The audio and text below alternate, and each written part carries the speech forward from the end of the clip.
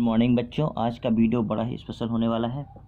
तो त्रिकोणमिति के कुछ सूत्र मैंने आपको बता दिए थे और मुझे आशा है कि आप लोग उसको तैयार किए होंगे। अब उससे संबंधित कुछ प्रश्नों को हल करने की विधि हम सीखेंगे। जैसे यहाँ पे मैंने एक त्रिभुज बनाया हुआ है, देखिए गौर से। एक त्रिभुज है ABC, एक ऐसा त्रिभुज है, समकोण त्रिभुज है ना। तो थोड़ा सा ध्यान से देखिएगा, ये कॉन्सेप्ट है, यहाँ पे समझ में आएगा तो फिर आगे बड़ी आसानी होने वाली है आपको।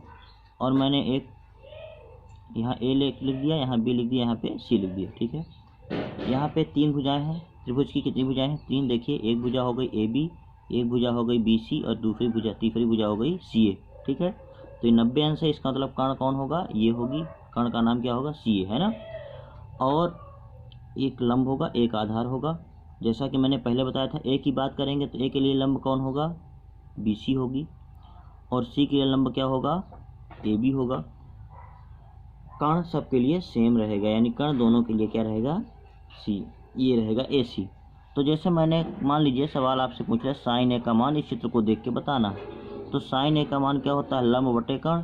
तो मैं पहले A पर गया, पहला काम क्या करेंगे? A पर जाएंगे, A के सामने वाली भुजा देखेंगे, वही लंब होती है। तो सामने वाली भुजा क्या है? आपकी BC है। और AC तो पहले से, कर्ण तो पहले से फिक्स है, तो कर्ण का मान क्या लिख देंगे? AC या CA दोनों बात एक है, चाहे AC लिखो बेटा, चाहे CA लिखो, एक ही बात है ना। अब देखो, साइन C बात कर रहा है, यहाँ पे क्या पूछा था? साइन A, तो साइन A के लिए लंब कौन था? ये। अब लेकिन कोण C की बात हो रही है, जब कोण C की बात होगी, कोण C के लिए लंब कौन होगा बेटा? ये सामने वाली भुजा। तो यहाँ पे आप लिखोगे लंब बटे कर्ण, यानी लंब यहाँ क्या हो जाएगा? AB, और यहाँ क्या हो जाएगा? AC। ये दोनों सेम है, लेकिन ये बदल गया। क्यों? क्योंकि यहाँ पे A था तो कोण A के लिए लंब ये था, और यहाँ पे C लिखा है तो C के लिए लंब कौन है? ये है। इसी प्रकार कास की बात कर लें हम। कास A है तो कास का सूत्र क्या होता है? आधार बटे कर्ण।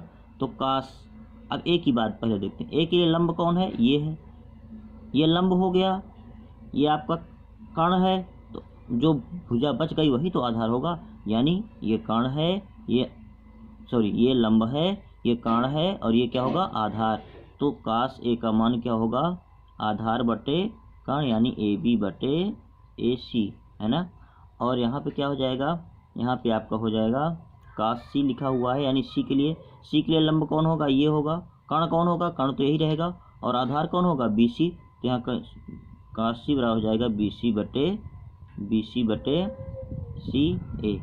इसी प्रकार से सारे जितने बच्चे कक्षा 10वीं के हैं, tan A, है ना, tan A tan C, cot A cot C, sec A sec C, और cosec A cosec C का मान निकाल के दिखाएंगे इस तरह से, है ना, BC AC AB BC के फॉर्म में। बाकी थोड़ा सा मैं और आगे बढ़ रहा हूँ। जैसे मान लीजिए इस प्रकार का सवाल, ये प्रश्न आपके परीक्षा में इसी प्रकार से आते हैं। आपको लिखा रहेगा कि यदि tan A बराबर 4/3, इतना लिखा रहेगा ना, tan A बराबर 4/3, तो शेष त्रिकोणमितीय अनुपात ज्ञात कीजिए। शेष त्रिकोणमितीय अनुपात का मतलब क्या होता है, अभी आपको स्पष्ट हो जाएगा।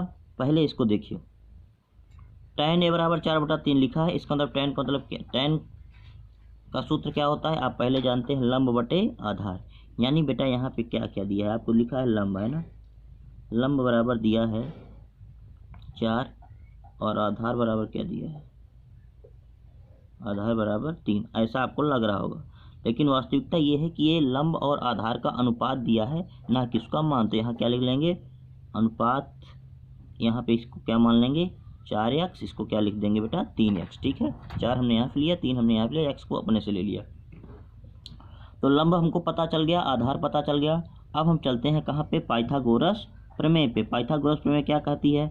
पाइथागोरस प्रमेय कहती है कि कर्ण का स्क्वायर बराबर होता है लंब का स्क्वायर धन आधार का स्क्वायर, है ना। यही काम करेंगे हर सवाल में। अब जैसे मान लीजिए लंब का मान यहाँ क्या दिया है? 4, तो यहाँ लिखेंगे 4x का स्क्वायर। यहाँ क्या लिखा है? 3, तो 3x का होल स्क्वायर। 4 चौक क्या हो जाएगा बेटा? ये हो जाएगा आपका 16x स्क्वायर, और ये क्या हो जाएगा? 3 त्रिका 9x स्क्वायर, है ना। अब जब आप जोड़ेंगे दोनों को तो 16 9 क्या हो जाएगा? 25x square. तो अब इसको क्या करेंगे? ये किसका मान आ गया, ये मान आपको आ गया कर्ण का स्क्वायर का। दोनों तरफ वर्गमूल लेंगे तो यहाँ क्या बचेगा, यहाँ केवल बचेगा कर्ण, और यहाँ क्या बचेगा √25x², है ना। दोनों तो वर्गमूल लेंगे तो यहाँ वर्गमूल लगा देंगे तो अपने आप स्क्वायर हट जाएगा, और यहाँ लगाएंगे देखते हैं क्या आता है। तो 25 का वर्गमूल क्या होगा बेटा 5 आएगा, x² का वर्गमूल क्या आएगा x आएगा। तो कर्ण का मान क्या आ गया हमारा 5x, है ना। अब देखो, अब हमको मान किसका किसका निकालना है, अब आप अपने से करिएगा। साइन ए का निकालना है, फिर कास ए का निकालना है ना। फिर हम साइन ए का निकाल के दिखा देते हैं। तो साइन ए का मान क्या होता है, वो होता है आप जानते हो पहले से लंब बटे कर्ण, है ना। लंब का मान क्या है, लंब का मान आप देखिए यहाँ से देखिए, लंब का मान क्या माना गया था 4x, और कर्ण का मान क्या है बेटा 5x। x क्या हो गया कैंसिल, तो साइन ए का मान क्या हो गया 4/5। इसी प्रकार कास ए का मान, टैन ए का तो पहले से दिया है, कॉट का, है ना, काट का निकालिए, काट ए का, सेक ए का निकालिए, और साथ में कासेक ए का निकालना है। ये निकाल के आपको फोटो खींच के भेजनी होगी, है ना। साइन का निकालिए, टैन का निकालिए, काट का निकालिए, सेक का निकालिए, और कॉसेक का निकालिए। इसके बाद कुछ सवाल ऐसे भी आ सकते हैं, जैसे मान लीजिए ये सवाल दे दिया है ना, इस प्रकार से आपको दे दिया कि यदि साइन ए बराबर ये, तो सभी त्रिकोणमितीय अनुपात निकालो। तो कैसे निकालोगे, मैं एक एक करके दिखाऊंगा, बाकी आप करके दिखाएंगे, फिर बाद में मैं और बताऊंगा, है ना। तो साइन ए का मान निकालना है। साइन ए का क्या होता है, साइन बराबर क्या होता है आप जानते हो, लंब होता है, लंब बटे क्या होता है, लंब बटे कर्ण, है ना। इसका मतलब क्या है, लंब बराबर क्या, यहाँ ऐसे लिखेंगे, इसको हल कैसे करेंगे, माना यहाँ लिख देंगे बेटा, है ना, यहाँ भी माना लिखेंगे, इस वाले प्रश्न में भी लिख दीजिएगा। माना लंब बराबर क्या है 3x, है ना, और कर्ण बराबर क्या लिखा है, कर्ण बराबर क्या लिखा है बेटा 4x, है ना। तो वही सूत्र वही लगेगा, पाइथागोरस प्रमेय से कर्ण स्क्वायर बराबर क्या होगा लंब स्क्वायर, या चूंकि का चिन्ह लगा दिए, कर्ण स्क्वायर व लंब का स्क्वायर धन आधार का। बेसिक चीज़ सीखे रहिए, बाद में फिर क्लास में मिलेंगे तो और अच्छे से इसको क्लियर कर देंगे। बस थोड़ा थोड़ा जानते रहिए, है ना। 80% सीख जाइए, 20% जो कमियां होंगी वो क्लास में फिर क्लियर हो जाएंगी। तो कर्ण का मान क्या है, यहाँ पे कर्ण सबका मान रखिए। कर्ण का मान क्या दिया है 4x² बराबर लंब का मान क्या दिया है 3x², और आधार का मान हमको पता नहीं है ना, तो इसको ऐसे छोड़ देते हैं। 4 चौक क्या हो जाएगा बेटा 16 हो जाएगा, 16x² बराबर 3 त्रिका 9x², और प्लस आधार का स्क्वायर। कुल मिला के क्या करना है हमको, दो लंब कर्ण आधार में कोई दो चीज़ हमको पता रहेगा, और एक चीज़ हमको निकालनी होगी। कैसे निकालना होगा, इस फार्मूले द्वारा, है ना, इस फार्मूले द्वारा, ये जो फार्मूला दिया हुआ। तो अब यहाँ पे क्या करेंगे कि जैसे मान लीजिए,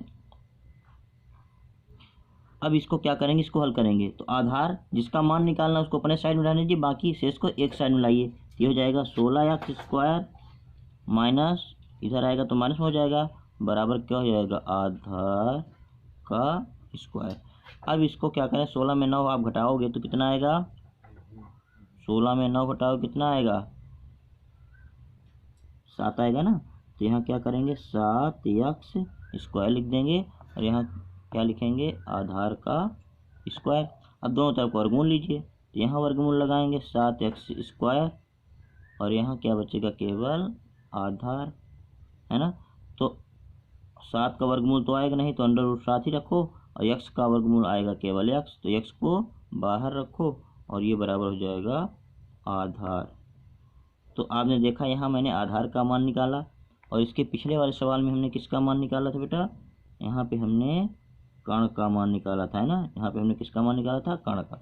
तो कभी देखो 3 चीज़ें आएंगी, कभी लंब दिया रहेगा कर्ण, लंब आधार दिया रहेगा कर्ण का मान निकालना होगा, कभी लंब और कर्ण दिया रहेगा आधार का मान निकालना होगा, और कभी लंब और आधार और कर्ण दिए रहेंगे लंब का। ये 3 चीज़ों में कोई 2 चीज़ आपको पता रहेगा, एक चीज़ का मान ऐसे आपको निकालना होगा। और जैसे ही तीनों चीज़ों का मान निकाल देंगे आपका काम आसान हो गया। अब मान लीजिए अब यहाँ पे आपको फिर वही करना है, क्या करना है साइन ए का मान निकालना है, फिर कास ए का मान निकालना है, फिर टैन ए का मान निकालना है, फिर काट ए सबका निकालना है। मैं एक का निकाल के दिखा रहा हूँ। जैसे मान लीजिए काट ए का हम निकाल देते हैं ना। काट का मान क्या होता है बेटा? काट का सूत्र होता है आधार बटा लंब, है ना। आधार बटे लंब होता है कि नहीं होता? तो आधार का मान क्या होगा? आधार का मान आपका होगा, आधार का मान हो जाएगा √7x, यही ना निकाला है मान हमने।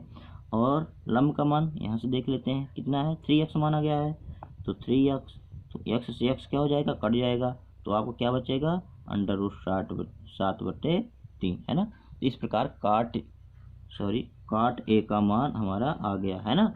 इसी प्रकार से आपको क्या निकालना है? साइन निकालना है, कॉस निकालना है, टैन निकालना है। काट हमने निकाल दिया, सेक ए निकालना है, सेक ए निकालना है, और साथ में सेक ए के साथ साथ आपको कासेक ए का मान भी निकालना है, ठीक है। सेक ए और कासेक ए दोनों का मान आपको निकाल के दिखाना है। इस प्रकार से आप सवालों को करेंगे। ये सवाल बड़े इंपॉर्टेंट है। इस प्रकार बहुत सारे सवाल मिलेंगे, है ना। और फिर मैं आगे आप वीडियो बनाता रहूँगा, फिर आपको बताता रहूँगा कि आपको क्या क्या करना है, ठीक है बेटा। एक सवाल मैं और थोड़ा बता देता हूँ, जो आता है थोड़ा सा और कर देता हूँ, ताकि इसको करिएगा जरूर, भूल मत जाइएगा।